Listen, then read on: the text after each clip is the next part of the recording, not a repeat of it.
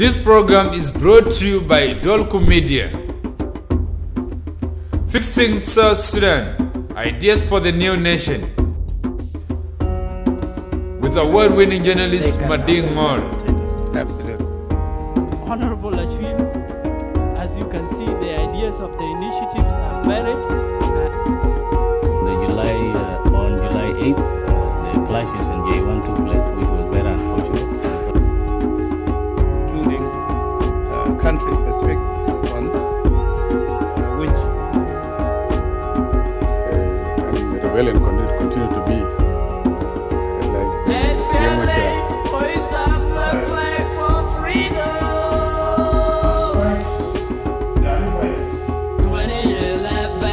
Fixing South Sudan, ideas for the new nation. Hello and welcome to Fixing South Sudan, your ideas for building the new nation. I am Adingor. This week on Fixing South Sudan, we highlight the inspirational activities of Nile Orphan Care, an organization that tries to care for the dispossessed and orphaned children in Juba. The deteriorating economy in South Sudan means that vulnerable members in our society are being left behind to suffer in silence. But do micro initiatives like that of Nile Orphan Care present a model for fixing South Sudan? We are happy to welcome two gentlemen that are behind this program. Reverend John Dengater, the Executive Director of Nile Orphan Care, and Reverend John Manyong Ray, the Program Director. Welcome to both of you. We are happy to welcome you to Fixing South Sudan, and we want to talk about this new organization, the inspiration behind it, and what it tries to do. Welcome to the program. Well, thank you so much, Mading.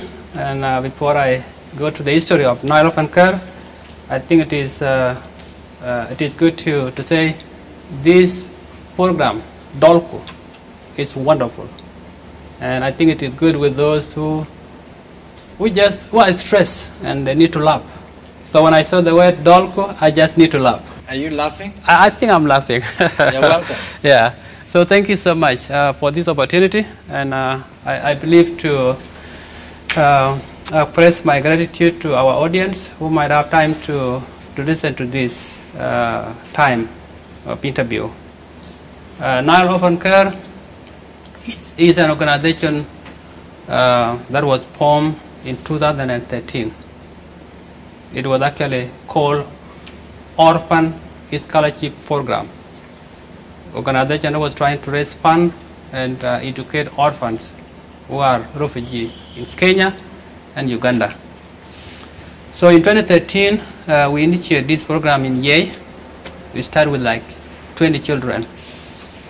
And a year later on, when war broke out, the number increased up to 800. So our goal in this, as our mission statement goes, is to restore hope for orphans in South Sudan through provision of free quality education and care. That's what we do. So we have, at least for now, we have 914 orphans in our program. Where are you currently based? You studied in Yei and then you shifted where? So the program started in Yei, and in 2016, when war deteriorated in this area, we moved to Juba. So we are now located in Cherkat, and we are renting because we don't have a place that we own. So we are renting there. So we are in Cherkat, here in Juba. So Orphan Care, you are probably behind the initiative? Yes, if you can call me a co-founder, I will also say yes. And what inspired you to take on this kind of ambitious program? Well, you know, my expertise, I'm a pastor. And when I came back in 2010 from US, and I see the country is actually behind. Those times actually were better because, you know, people were kind of opposed CPA. People were heading toward what they call a referendum. And, you know, people were happy. But you can see another way around, you know, children were just loitering. Orphan, they don't have education, And I can even say, like, you know, all over South Sudan we have street children in the country. So then I go back to the book of Ezekiel 37, you know, where Ezekiel was taken to a valley of a dry bone. Bible said that the bone were many, so many of them. And, you know, God spoke to Ezekiel that, can this bone live again? And Ezekiel said that, I don't know. You God alone is the one who knows how this could be. And, you know, Revelation just go on that prophesy to this dry bone, tell them that, you know, God will bring it together, bone will come to bones, and then the pledge will come, and then the breeze will come. To make the long story short. So, people of Sudan by then, they have been in war for 6 decades, more than 6 decades. And when we were heading toward what we call independence of South Sudan, you will see the new country also need a lot of hope. And the reason behind that is to say, even if these people lost hope, one day God is going to restore their hope. Especially in our case, caring for the orphan was the goal, so that these children who have lost parents, they can have hope again. That's and what caring for 900 children is not an easy task, so how do you do it? How do you make it? Well, it is challenging, and you know, we don't have to be afraid to face some challenges. As I am in the US, I studied with some few friends, few Christians who are committed to help the poor. Some of them, they take responsibility to sponsor some children, you know, long-term accountability. And some of them, they just give free donations. And with those, we use this to put some children to school. We use this to do some other few basic things. And also, God bless us with an organization called Love the Hungry. They bring food for those children. So it is a kind of a combination of people who are committed to help the orphans. That's how we do it. Reverend John Manyok, welcome to the program, and you are in charge of the program. So what activities do we see there on day-to-day basis at the orphan care? Thank you, Mudingor. We are very happy to host you at this time. In our programs, we are running education program from primary 1 up to primary 8. And in this, these students, our pupils who are with us in Cherkat, they used to come in daytime because we don't have dormitories. They used to have lunch with us, and teachers are there for them from 8 up to 5. And then we call it a day. The other program we are running under these organizations is agriculture programs, because we are trying to plan for a future time. In case those donations stop, where do we get the food? Because we have already started the war. When you have started the work, you don't want to leave it. Then it will bring you something which is not, it will bring you shame. Then we have a program of agriculture called Dalko. Dalbai is like yours. Ah, so you stole from mine. No. We could Dalbai. Dalbai. So Yeah. let us all So And that program, we really love it, and we have studied it this year. We have a small farm in Jibatu. So what you are providing on day-to-day is education and feeding. yes. And how are you able to identify the children? And are they all orphans? Yeah, the children are orphans because we used to register. In registration, you are asked. Either orphan, your mother is not there, we take it, or the father has died.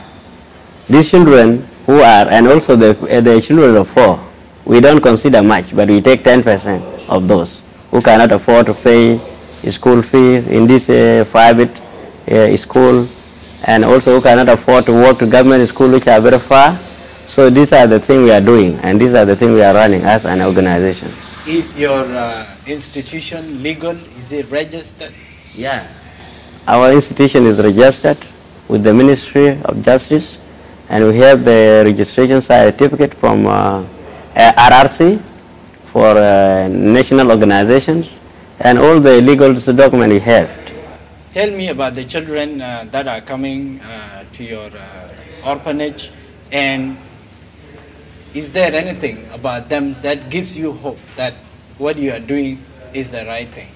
Yeah, we have a lot in case, because yesterday when your team went for interview to go and interview these children, we have hope because now those who are not having hope that they will not have anything in future, they are trying to motivate themselves. Like for instance, we have 38 candidates who are sitting for primary 8 this year. And then in that they hope that after they are finished, we are going also to introduce secondary school for them. Because our organization is trying to achieve a goal for these children from primary to secondary school level. And this is what we are doing for. So in future or this year we are going to start a construction of our new place. We are going to construct a primary school, secondary school, and dormitories, because we are going to take it as a full-time next year. In God's will, we are going to do that one. Give me a typical idea of day-to-day activities. So say on a Monday, what would happen? What do you start with? Run us through your program. Yeah, on Monday, especially in the school, is very busy. Teachers are teaching. And for us, we are working on office work. We are doing office work. It's true, directors for all the department came and report what they have do, how they are going to begin their week. And then on Tuesday, we have a program for visiting the orphanage school to see how they are doing, how how teachers are teaching in their class. And as a manager, I'm doing a supervising role of all these activities for organization. And when we talk about fixing South Sudan and we look at your initiative, would you say that's a perfect way of fixing South Sudan? I think that's the perfect way of fixing South Sudan, because when we say we are fixing something, it is something broken. And you come with piece to put it there so that it got fixed. And then another person came with another one and put it there to fix it. So I believe if other people, came with some other ideas, constructive ideas, to do what we do and other things, we are fixing South Sudan. So I believe we are fixing South Sudan. And what difference do you feel you are making? What makes you feel satisfied that what you are doing will eventually fix South Sudan? Well, one thing children are learning, you will see that, we are improving them. And if you see the betterment of the country, it came when children getting better education. Education is not just a privilege, but it's a right of the children to have that. So when we are educating children, we are securing their future, and we are reducing crime. So in that case, I think children are learning. We have children who are on the street, and now, they feel home and they become better citizens of the country. Let's take a quick break from here.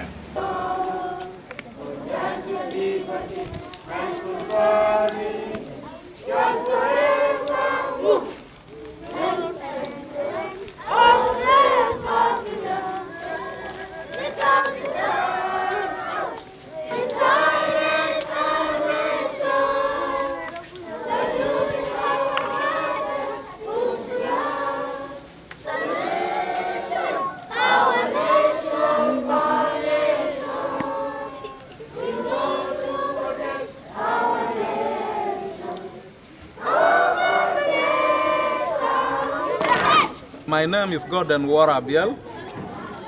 In this kitchen we have what is called cooking stove. That cooking stove we use to cook the children or the orphan, we said. This cooking stove they were donated by the organization called Love the Hunger, Even the Food and the Cooking Stove. This is the one that donated this cooking stove to use to cook the children, the orphan in South Sudan. We have 900 children in this school because today is an opening day. Is the first week that the attendance is still full. I think next time when you will come, you will get this attendant is in place. Okay. My name is Ayan Mading. I'm in primary 7. Okay, Yan Mading, when did you join this school, Nile Orphan Care? In 2018, this year. Okay, you joined this year. How does school help you so far since you have been here? Okay, like our teachers, they can teach us well, and we are going well in our school. Okay, so you like it being here at Nile Orphan Care? They're taking care of you? Yes, they will take care of us. Like now, our teachers, they can teach us well, and our education, it is going well. When I'm finished my study, I will be a doctor. So you want to be a doctor, and you think Nile Orphan Care can provide you that platform? Yes. Okay. So my name is called Simon Atem. I'm in class 7. What do you find when you are here every day when you come? Since you have been here since 2017, what have you find here? I find foods. They help us with foods and water. Welcome to this program of Fixing South Sudan. Can you tell me your name and which class are you in? My name is Christine Ayaldeng. I'm in class 3. So you're in class 3. When did you join this school? 3 years back I was here. 3 years back. That was in 2015. Yeah. Okay, so you started from class 1 up to here. How do you find the school? The school is fine. We have free food, free uniform, free water. Our school is good. So you have free food, free education. How do you find the education system here for the last 3 years? Are they teaching you well, the teachers and the school? Are they providing you with the quality education you want? Yeah, that's why I know English, because they teach us well. Okay, any challenges you have found so far since you have been here for the last 3 years? What are the challenges and what do you think need to be done to improve this school? To do something like to build our school well, everything to be nice in our school. Maybe you need some desks to sit on, the blackboard and everything to develop the school structure, right? Yeah. Okay, if that one is done, will you perform very well when everything is built perfectly? Yeah. Okay, thanks for being on Fixing South Sudan. Can you say Fixing South Sudan? Fixing South Sudan. We are going, oh yeah, we are going. Today, today, today, today, we are very happy. Yes. Oh yeah, we are going, oh yeah, we are going. Today, today, today, we are very happy. Oh yeah, we are going, oh yeah, we are going. Today, we are very happy. Welcome back to Fixing South Sudan, your ideas for building the new nation. I am Adingor, and with us are two gentlemen behind Nile Orphan Care, an organization that tries to care for the orphaned and dispossessed children in Juba. Reverend John Tengater and Reverend Manyong Rej. We welcome them again, and to speak about your organization when we talk about caring for the orphans in a country that has gone through successive wars and continues to witness many orphans being produced. When you start with one place, that gotta beg the question, why Juba when in fact everywhere is full of orphans? Well, as I told you, we started in Yei, and the reason why we left Yei was because of insecurity. Yei was kind of like a deadlock. Nothing get out, nothing get in, and that was why we moved to Juba. Juba, at least for now, because this is a center for the government, we think it is secure. So when we are providing some basic need for the orphan, we think when we build here, we think they are not subject to some destruction in that case. And also, children who are with us, we think they are also much secure because this is the capital of the country.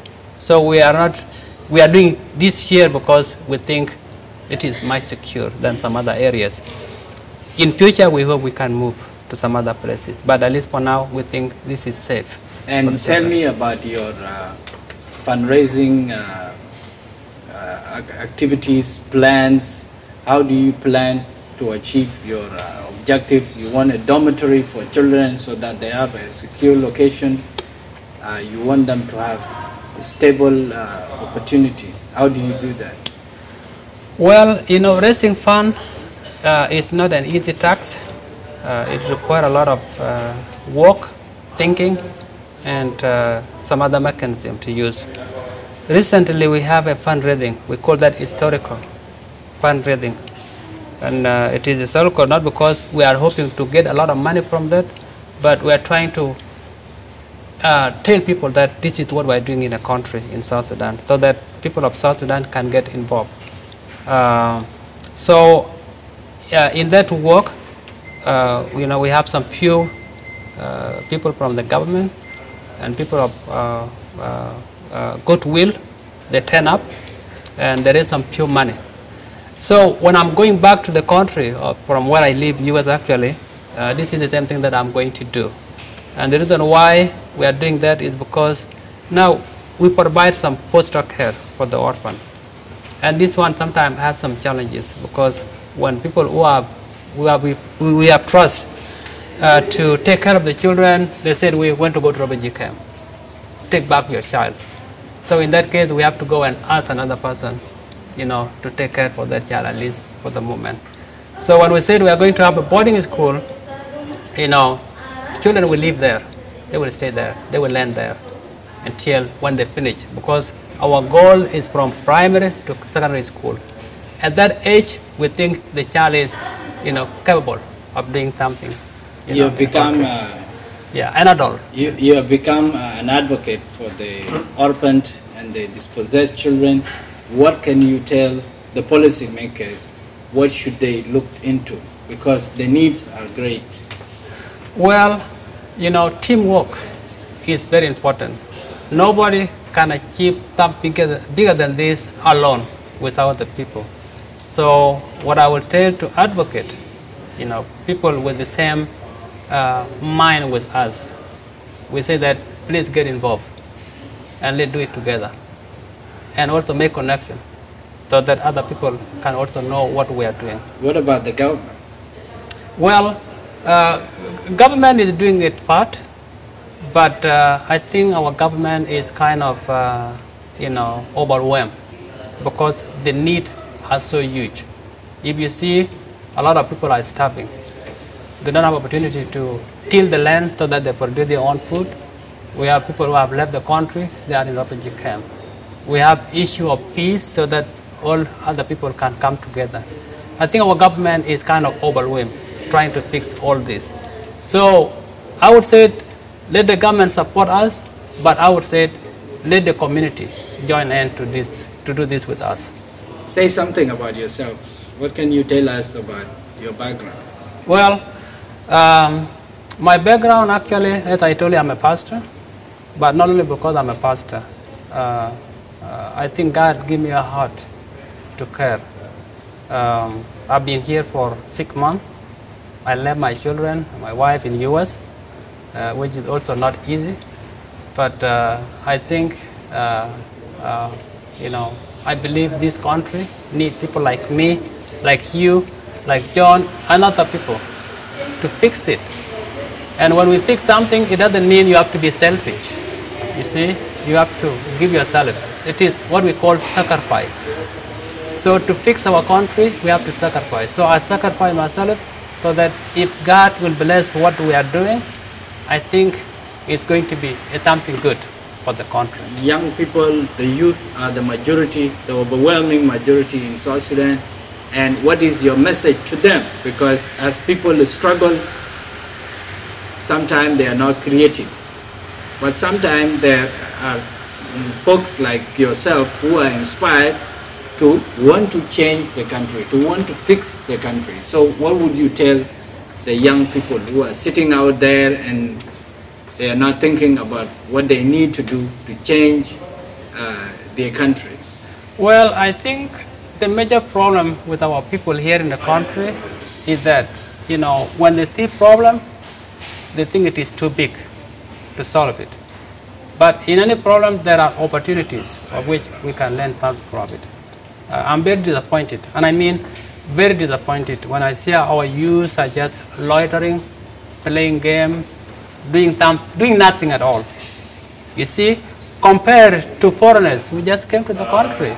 And if I see them, they are productive. They are even trying to fix the country. So I would say we need to be busy, because change, it doesn't come alone. People have to work for it. And one mistake too, if you rely on somebody, let's say for example, you like the city that has been built by somebody, and you think you need to live there in beautiful city. That is not yours. You have to start yours from the scratch and then build it. So our youth, I think most of them are wasting their time. But in South Sudan, there are opportunities. So I would say, join us and do something. Keep yourself busy. Reverend, let me bring you in here because you are involved with the children on day-to-day basis, and it's not easy to engage them and to shape them to be responsible people in the society. So are there any extracurricular activities that you engage them in, that you involve them in, so that they are not distracted, so that they don't go out there and maybe become bad people in the society? Yeah, thank you so much, Mading. Once again, these children are keeping them in doing so many activities. Like in the school, when they have seen that they are reluctant, they have a small place. They make it a farm for themselves. And they have tried to plant some meats in that farm. And in other activities, we also give them, when it is break time, they are for footballs. And we keep them busy doing all other activities. But also we have Christian counseling in this, because majority of them are traumatized. You know, they are orphans, and they lose hope, because they see that if his father or mother, they have lost mother or father, they are alone. They are alone. Then in this, we try to introduce Christian counseling, to counsel them, tell them that this is not. Majority of us were experiencing this condition before. Tell them that when you finish your primary school and secondary school, you might become a minister. You might become a big person. You create your own job, have your own idea of doing things. So this is what we are telling them as children. Tell me about the logistics, because you have a lot of people and they don't live in one location. So it must be very difficult. So how do they come in and go out? Yeah, thank you so much. In this, in our place, so students who are very far, like for instance, we have only 2 students who come from far place. We provide them transport in order that they go back to their place. But those who are residing near us, especially in Chirkat, they used to go to their house, and we are trying in future to have our own vans in order that we transport them back where they are staying. And this is the way we are using them to help them to go back, provide them with transport. Do you feel that you're fixing South Sudan? Yeah, we are fixing South Sudan, because fixing South Sudan is not when you are in the government office, but when you are also working create your own idea, like helping these young kids. This is the future of this nation. So when we are taking care for people in need, we are fixing this nation. We are fixing South Sudan. And can South Sudan be fixed? Yes, no problem is too big to be fixed. It just needs time, it needs people. Change does not happen alone. It happens when people are working on it. So I believe one day South Sudan will rise, and it's going to overcome all the challenges, and it's going to be a great country again. Gentlemen, thanks for being on Fixing South Sudan.